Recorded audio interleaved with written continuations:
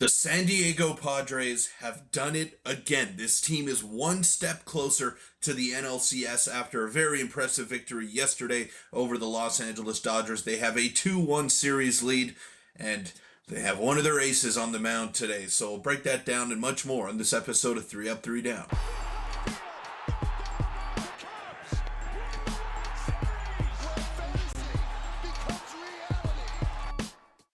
What's up, everybody? Welcome into 3 Up, 3 Down. I'm your host, Peter Vryonis, and what a win by the San Diego Padres. They're one step closer to the NLCS, and yesterday was just another display of why I think they're the most well-rounded team in baseball. Their starter didn't have it early on. Doesn't matter. Let's bring in the best bullpen in baseball to see us through and take this across the finish line. Petco Park was rocking last night. Fernando Tatis kept doing his thing. It was just an overall great performance. But before we break it all down, I want to let you know that 3% of you watching these videos are subscribed, and a large majority, 97% of you, are not. So go ahead, hit that sub button. It would mean the world to me, and we're very close to my goal of 1,500 subscribers. So go ahead and do that.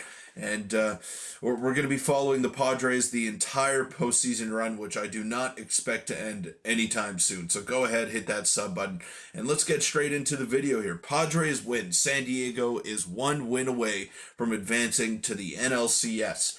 And Fernando Tatis, he's the one player that I want to highlight here. 625 average. He's 10 for 16 in the postseason with 4 home runs, 8 runs scored, 7 ribbies. This guy is on fire, and when he is locked in, he is one of the best players in baseball. He's currently the betting favorite to be the World Series MVP, the NLCS MVP, whatever. This Fernando Tatis reaction gave me chills. You can tell how bad they want it. And this circles back to Manny Machado pulling the entire team in during Game 2 and having a meeting while all that stuff was going on with the fans. Like, everybody here is locked in for one purpose. And it was nice to see Jake Cronenworth pick up a knock there yesterday as well. Everyone is headed towards the same goal, and I think that's what makes this team so special. Michael King did not have it last night. He gave up 5 runs, the grand slam to Teoscar Hernandez, but he battled. He gave them a little bit more after that, and then the bullpen saw it through the rest of the way. Jeremiah Estrada, Tanner Scott, Jason Adam.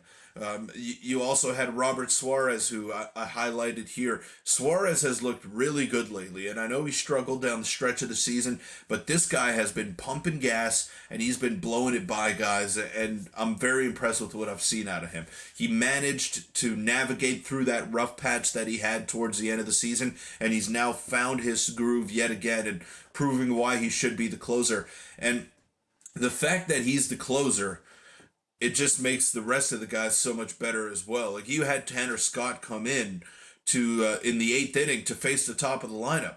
So he faced Shohei, got him out. He faced Mookie Betts, got him out. Freddie Freeman ultimately singled, but then Robert Suarez, who's been pitching really well as of late, was tasked to come in and get 4 outs, and that's exactly what he did for the San Diego Padres. So it's all hands on deck right now.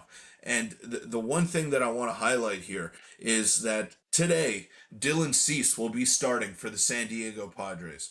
And Mike Shildt has announced that. Dave Roberts said it will be a bullpen game for the Dodgers. So I don't expect it to be an opener type of... Maybe it is an opener type of situation where they have a high leverage reliever get the first out. But then they'll have a bulk guy. Maybe Landon Knack, I expect to be the one. And Landon Knack lost his last start against the San Diego Padres at Dodger Stadium, and this is going to be a totally different atmosphere as well for Knack.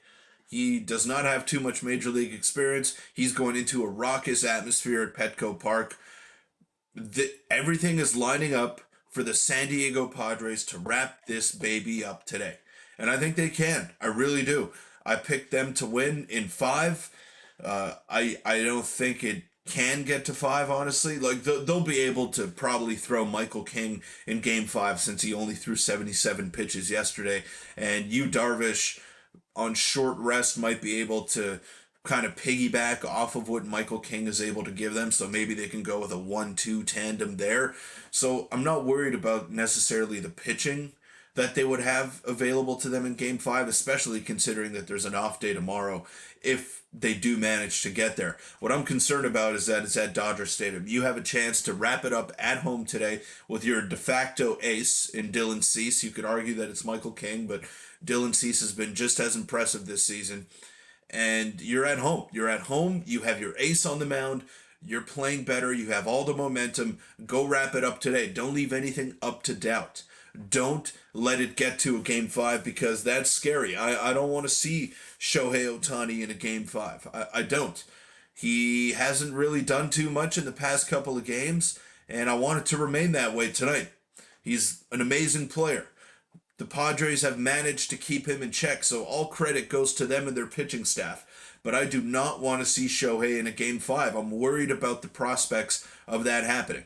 So I think San Diego has a prime opportunity to just wrap this thing up tonight and go from there. They should get this thing done tonight. They're a favorite, about minus 130 favorite, but I don't really read too much into the betting odds. As you all know, I placed a wager on them to win the World Series at 13 to 1 odds, and they're now the favorite. They're now 3.5 to 1 odds or something like that. So I'm riding with this team. I think they're going to win the World Series, but their pursuit of a World Series is a lot easier if they can manage to win tonight and avoid a game five. I think that would be the perfect scenario for them if they can manage to get a win tonight and not have to play in that crazy atmosphere in Dodger Stadium, which is not as crazy as Petco Park because Petco Park have some of the best fans in the world. But guys, let me know of your confidence level. I was really confident heading into last night's matchup. I said that they were going to kill them.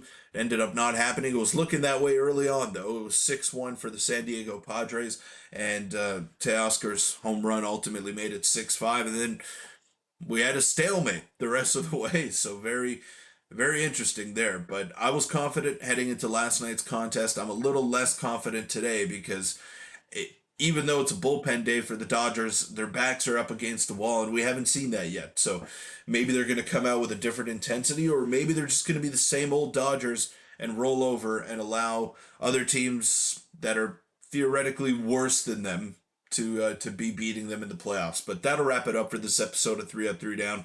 Let's go, Padres. I'm so excited for tonight. I'm going to try my best to have a post-game reaction. It's really late for me here on the East Coast, which is why I prefer to do them the next day when I have a clearer mind and able to process what I saw the night before. But thanks again, guys, to each and every one of you for your support. I really appreciate it. And thank you to Baseball Town as well for sponsoring this channel. Would not be possible without them. So check them out today. The link is in the bio down below. And they're your one-stop shop for everything that you need baseball or softball related. The best equipment at the most competitive prices. So check them out today.